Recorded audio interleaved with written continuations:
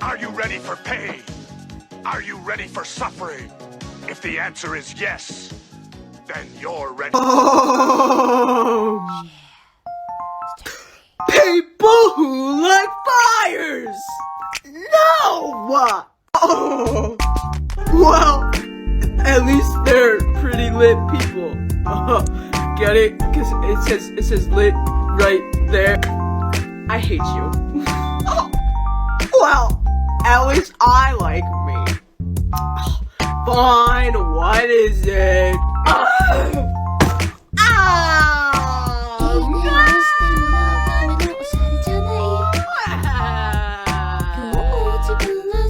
People who identify as lithromantic fall under the aromantic umbrella. Hey. People who identify as lithromantic feel and experience romantic attraction, but they either do not want those feelings reciprocated, or they lose their attraction towards that person once feelings are reciprocated. Meaning, a lithromantic person may fantasize about wanting to be with someone, but once it becomes a reality, they may feel uncomfortable or might not want anything to do with that person anymore. And not every lithromantic friend is the same as another lithromantic friend. But we love all our lithromantic friends, y'all! A lot more people use gender-neutral pronouns than you might think. I mean, look at all these people. This week we're gonna look at zir and how to use this beautiful pronoun in a sentence. And thank you so much for asking this question. Z is such a great person. Zir's smile is so contagious. In fact, I saw Zem make a whole audience smile. I think Z should be very proud of Zirself. Thank you for watching, and I hope you have a wonderful day. You're a boy, not a brick. You're allowed to have feelings. You don't have to hide them. If anybody tells you different, they can come fight me. I love you. Anakin Skywalker is a prime example of how toxic masculinity hurts men. Society conditions men to believe that being open about their emotions makes them weak. Anakin was raised by a community that instructs him to avoid emotional attachments and manage his feelings, but with a lack of proper guidance, that results in suppression. Anakin feels he can't be open with the Jedi Order about his relationship with Padme or his fear of losing her. Men often feel forced to suppress emotions, which can cause isolation because they remain closed off, preventing them from creating genuine bonds. Anakin's inability to trust the Jedi due to these rules left him feeling isolated and opened the door for the Senate, I mean Darth Sidious, to prey on Annie's fears. And as we know, fear leads to anger, anger leads to hate, hate leads to suffering. Just as Anakin resorted to the dark side for a sense of power and control, men will manifest their pain in unhealthy ways, often through violence towards others or even themselves. None of this absolves Anakin of what he did, but we can't deny who and what put him on that path. And like Anakin, men are raised to believe vulnerability is weakness, forcing them to hide their emotions, leading to a life of suffering. Because much of society adheres to an idea of masculinity that ultimately harms everyone, including men. Stop confusing body positivity with being in good health. So I'm a Health at Every Size aligned dietitian, and I wanted to say a few things, not to hate, but to educate. The original video describes body positivity as good for mental health, but not for physical health, and a few other things. So I'm going to discuss a few things about the health aspect of this, not the body positivity aspect, because I don't live in a marginalized body, and that's not really a place for my voice. Our heads are attached to our body, therefore mental health is physical health, and the experience of weight stigma alone can cause physical health issues. If you're suggesting weight loss, research actually shows that weight loss efforts fail more than 95% of the time and are actually a really great predictor of future weight gain. And actually, research is pointing to better health outcomes with weight stability throughout your life, no matter your size. Data also shows that people in the normal versus the obese BMI range actually have the same risk for death. Also, being healthy is not a moral imperative, no matter what your body size is. Being healthy doesn't make a better person, nor does it make someone an expert on other people's health. Bottom line, you can't determine someone's health just by looking at them. And he was pretty much fed up and kind of at the end of his rope, and a terrorist. He was a terrorist. And he fucking robbed people of their lives. And he fucking murdered 8 people because he was a domestic terrorist. And he does not deserve this platform because he was a terrorist. Families are mourning because of his murders, because he was a terrorist. I don't give a fuck about his day. I don't give a fuck about who he was. He was a fucking domestic terrorist, and we need to call him what he was.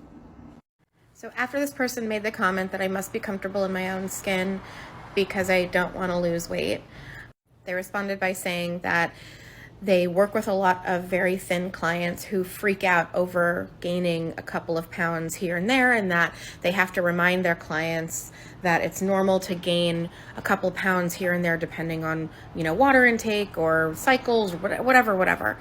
And I responded by saying, so what you're telling me is that you comfort people and console thin people and reassure them that despite what they see in the mirror and what their perception of their body is, that they do not look like me or people that are bigger than me. And this person didn't know what to say, which I wouldn't either, because these are things that we don't talk about with each other out there in the world. But I said that in our industry, specifically in this company, in this culture, we have a serious problem with fat phobia and, assuming that people always want to lose weight, or reassuring people who are thin that they are indeed not fat is extremely hurtful and harmful to where we ultimately want to go, right? And I called out my thin privilege, and I didn't know what that was, so I explained all the ways that I experience thin privilege. I can fit on a plane. I never have to worry about chairs wherever I go. Nobody stares at me in restaurants or ogles at my grocery cart when I'm grocery shopping. I can walk into Target and Lululemon and buy what they have there. I can fit into straight size clothing. So much thin privilege, And yet, in my particular industry and in other parts of our culture, I am not an acceptable body size. So I've been wanting to share this because I think that when I chose not to take it so personally, and it did hurt my feelings, all of it, but when I chose not to take it so personally, I was able to step outside of the situation and hover above it and be like, okay, I feel like we could engage in these conversations with each other and have beautiful learning moments when we don't take everything that people say to us to heart. And the other thought I had, which was like, oh my God, I wonder if this is how Black people feel when white women feel emboldened and entitled to just start spouting off and share their opinions and make suggestions and unsolicited nonsense.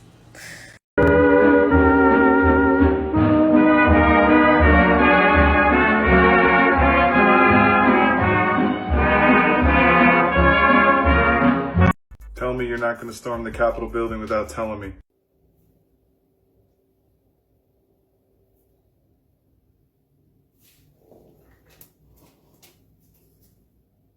Choose your courage.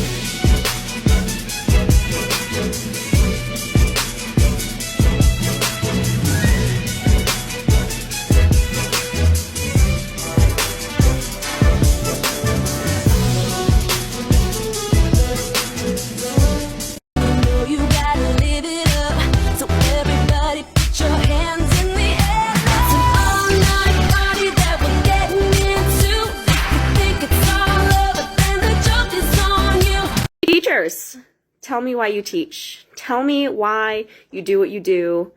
Hello, I'm laying on my kitchen floor with my dog, waiting for my dinner to cook, so I think I'm going to answer your question. People are going to give you some great answers to this, and I'm going to give you the selfish one. So I don't really believe in a religious afterlife, so the legacy here of teaching is my afterlife.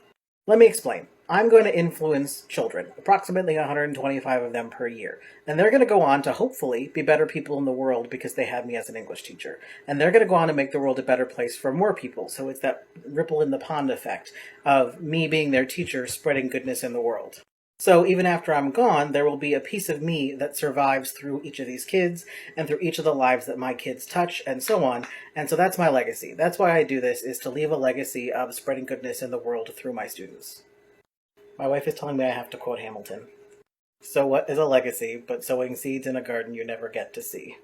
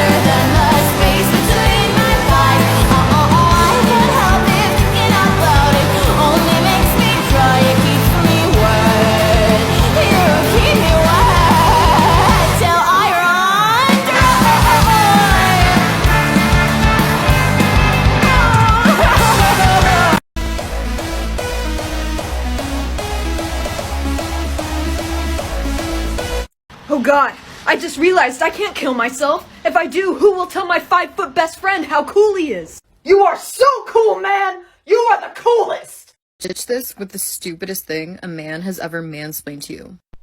A parking lot. We were on a bus and passed a parking lot, and he turns to me and tells me, "This is where people leave their car when they're not using it."